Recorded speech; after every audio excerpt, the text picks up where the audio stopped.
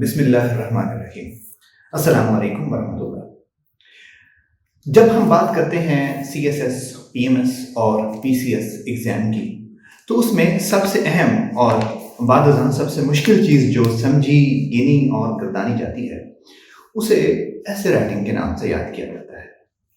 ایسے رائٹنگ ایک ایسا پیپر ہے، ایک ایسا امتحان ہے سی ایس ایس اور پی ایم ایس کینڈیڈیٹس کے لیے کہ جس میں ہر سال فیل ہونے والوں کی ریشو 80% ہے، کہیں 90% ہے، کہیں 90% سے بھی زیادہ ہے۔ آج کی اس ویڈیو میں ہم یہ ایکسپلور کرنے کی کوشش کریں گے کہ وہ کون سے فیکٹرز ہیں، وہ کون سی وجوہات ہیں، وہ کون سی غلطیاں ہیں جو اسپائرنٹس کرتے ہیں اور وہ ایسے کے پیپر میں فیل ہو جاتے ہیں۔ ہم آپ کے لیے 10 ایسی وجوہات اور 10 ایسی غلطیوں کا تذکرہ لے کر آئے ہیں۔ The first and foremost is ایسے رائٹنگ پڑھانے کا جو انداز ہے وہ ٹیچنگ میتھڈ یوز کیا جاتا ہے زیادہ تر، جبکہ اسٹوڈنٹس کو ٹریننگ کی ضرورت ہوتی ہے۔ اب ٹریڈیشنلی ہوتا یوں ہے کہ اسٹوڈنٹس جو ہیں وہ اپنے استاد کے پاس جاتے ہیں اور وہ کلاس میں جا کر بیٹھتے ہیں، وہاں پہ ان کو ایسے رائٹنگ کے ٹاپک پہ یا کسی ایسے پہ آئیڈیاز، آرگومنٹس اور ایک لیکچر دے دیا جاتا ہے۔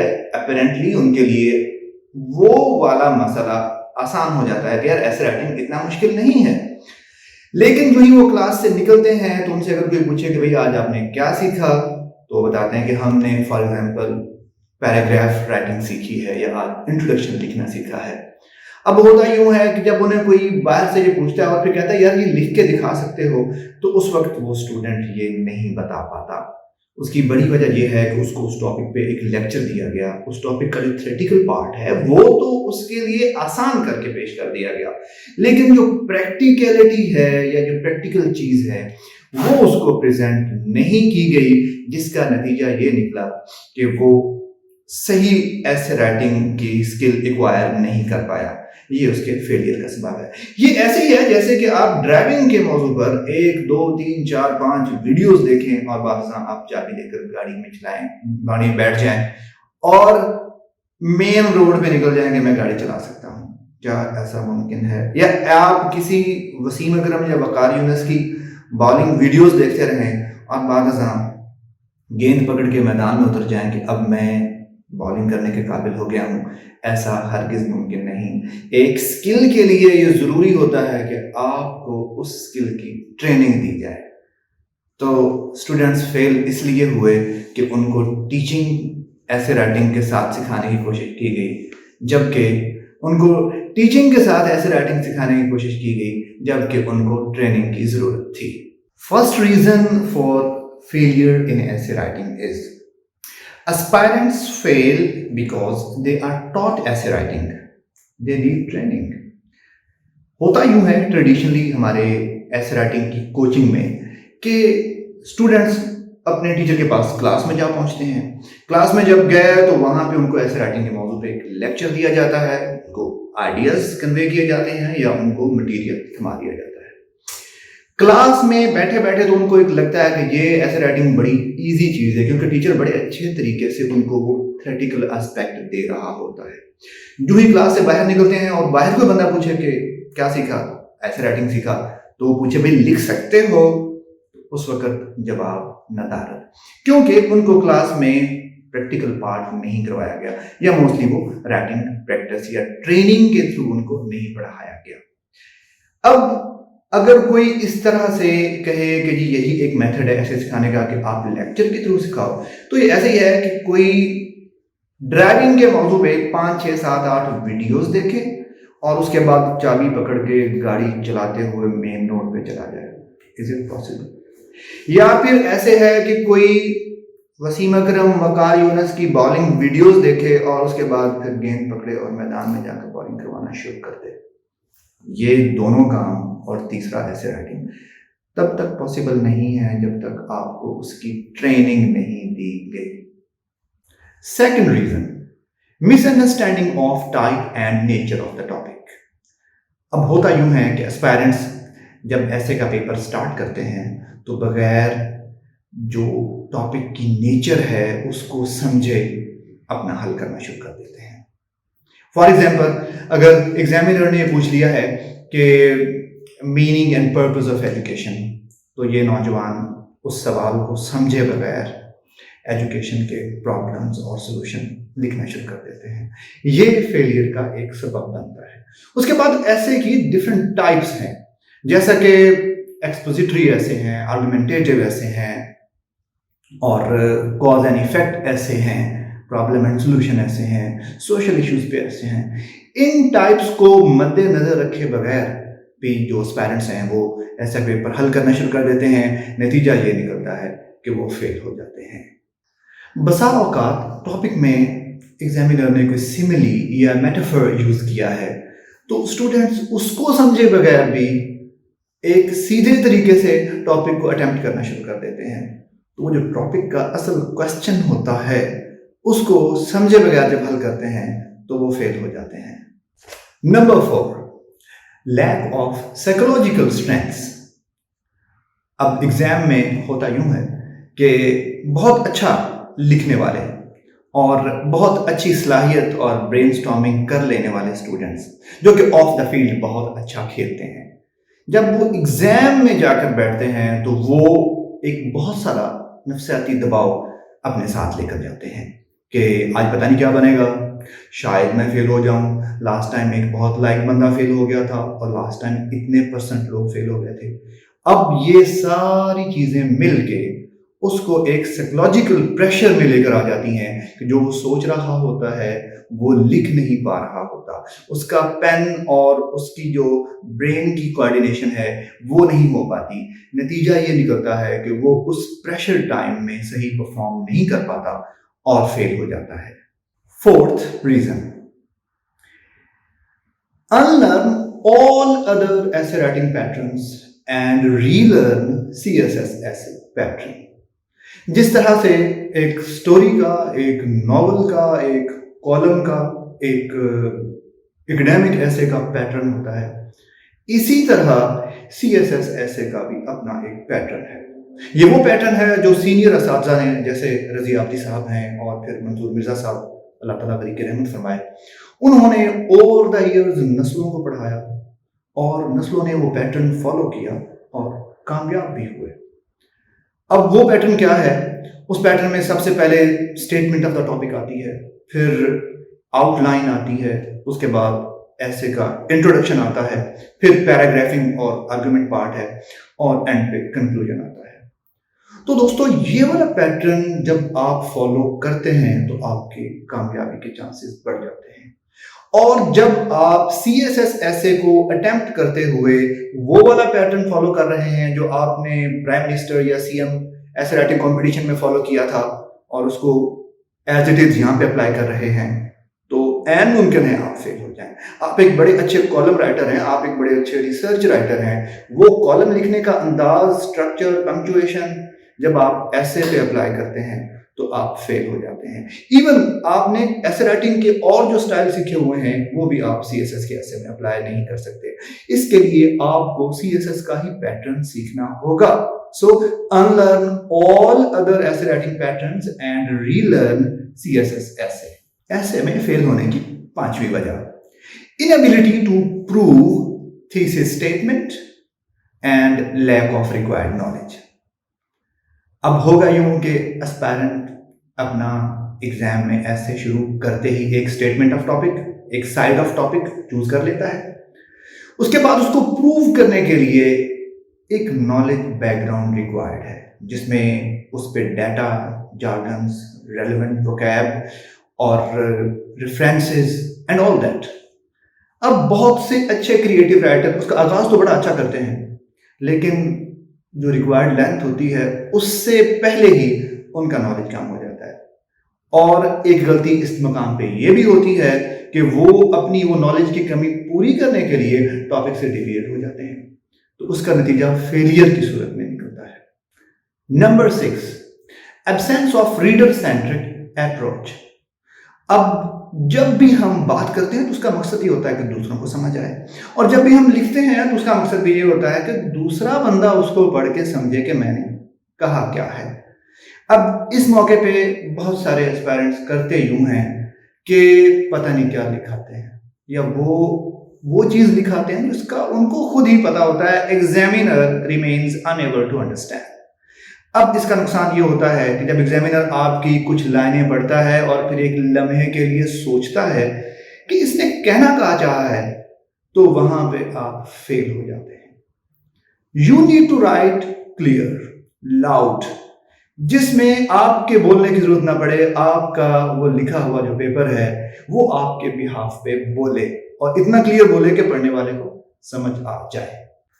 Number 7، language, grammar and expression. یہ سب سے اہم نکتہ ہے۔ اب سی ایس ایس کے حوالے سے ایک مسکنسیپشن یہ ہے کہ بہت لٹریری لینگویج لکھو اور بہت ہی مشکل اور کوئی ہائی فائی اور وربوس ٹائپ ایسے ہونا چاہیے، کوئی مشکل وکیب یوز کرو۔ یہ بالکل ریکوائرڈ نہیں ہے۔ ہم اپنے سینئر اساتذہ سے یہ پوچھتے ہیں کہ سر کتنا کو مشکل ایکسپریشن، لینگویج اور چیزیں ہونی چاہیے، تو سر یہ کہتے تھے کہ آپ اپنا ایسے لکھو اور لکھنے کے بعد ایک گریجویٹ، ایک بی اے پاس آدمی کو دکھاؤ۔ اگر آپ کا ایسے وہ پڑھنے کے بعد یہ بول دے کہ بھئی آپ نے جو کچھ لکھا میری سمجھ میں آ گیا، تو سر فرماتے تھے کہ آپ اپنے آپ کو 40 مارکس دے سکتے ہو۔ اور اگر آپ کا ایسے پڑھنے کے بعد وہ کہے کہ آپ نے بہت ہی اعلیٰ لکھا ہے، میرے تو اوپر سے گزر گیا ہے، تو یہ سمجھیں کہ یہ ضرورت سے زیادہ اعلیٰ لکھا گیا ہے۔ ایک چیز اور، شارٹ سینٹینسز اور کلیئر لکھنا بھی یہاں پہ بہت اہم ہے۔ ایک اور چیز میں یہاں عرض کرتا چلوں کہ کچھ لوگ کسی دوسرے کا بہت اچھا لکھا دیکھ کے اس کو فالو کرنے کی کوشش کرتے ہیں، تو ان کے لیے یہ عرض ہے کہ یار ہر بندے کی اپنی پنکچویشن ہوتی ہے، ہر بندے کا اپنا سٹائل ہوتا ہے، تو آپ کوشش کریں کہ آپ کی اپنی ذاتی پنکچویشن ہو۔ جس طرح ہر ایک کا سوچنے کا انداز مختلف ہے، اسی طرح لکھنے کا انداز بھی مختلف ہوتا ہے، اور کوشش یہ کریں کہ آپ اپنی ذاتی انگریزی لکھیں بجائے اس کے کہ آپ ادھار لے کر پھنس جائیں۔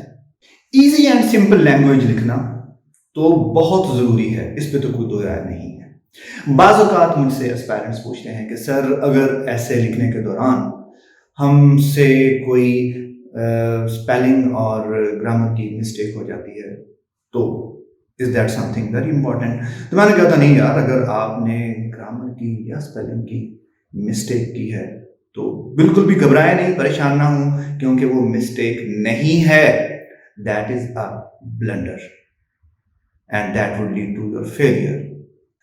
Number 8، logical sequence.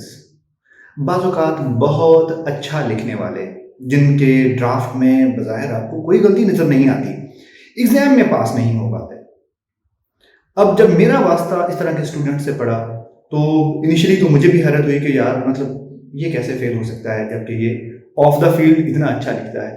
لیکن اس کے ڈرافٹ کا بغور جائزہ لینے سے یہ پتا چلا کہ اس کے جو آئیڈیاز ہیں جو اس نے پریزنٹ کیے ہیں وہ لاجیکلی ارینجڈ نہیں ہیں، مطلب most important to least important اگر ہم دیکھا جائے تو اس نے جو لیسٹ امپورٹنٹ تھے وہ بعض اوقات پہلے لے کر آ رہا ہے، جو موسٹ امپورٹنٹ تھے یہ بالکل اینڈ پہ لے جا رہا ہے، تو یہ ایک لاجیکل سیکوینس نہ ہونے کی وجہ سے فیلئر ہو جاتا ہے۔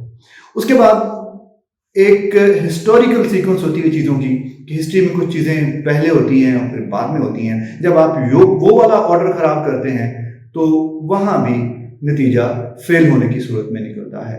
یہ ایسے ہی ہے جیسے کوئی بندہ پینٹنگ بنا رہا ہو تو پہلے بہت خوبصورت سر، ناک، منہ اور کان وغیرہ بنا لے اور اس کے بعد گردن کی جگہ گوڈا بنا دے، نتیجہ کیا نکلے گا کہ وہ تصویر ساری بگڑ جائے گی۔